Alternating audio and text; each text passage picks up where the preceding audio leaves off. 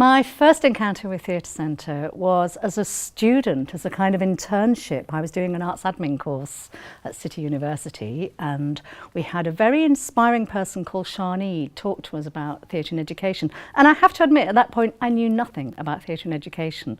And she inspired me so much that I did my secondment as part of that course at Theatre Centre. And I found my home. I found my place. I found my political awakening.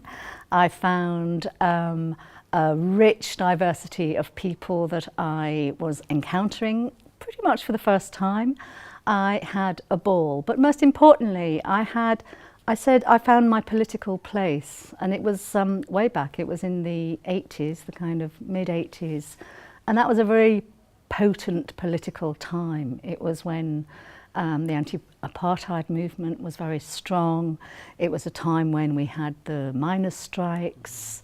It was later when we had Clause 28. There were all of these issues where you really felt that theatre, and of course especially theatre work for young people, was absolutely embodied into a way of thinking about how the world can be different, about how people, young people, old people, everyone could campaign and advocate for a different way of living their lives.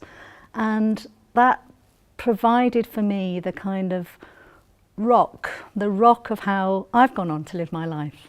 Of course, everyone who works for Theatre Centre has to tour, and you go in that white van. And I've driven those transit vans.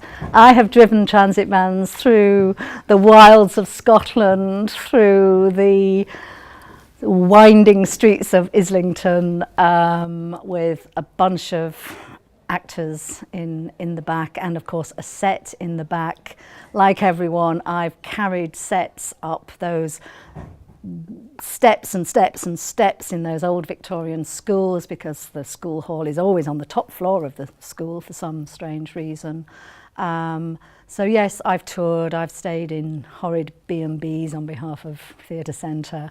I've walked into schools where they didn't really know that we were about to arrive and didn't know quite how to welcome us. I've toured into theatres. We took I mentioned earlier the anti-apartheid movement, and we took a really, really important play called Underexposure, which was looking at that cusp of change in South Africa. And we toured that to theatres throughout the UK.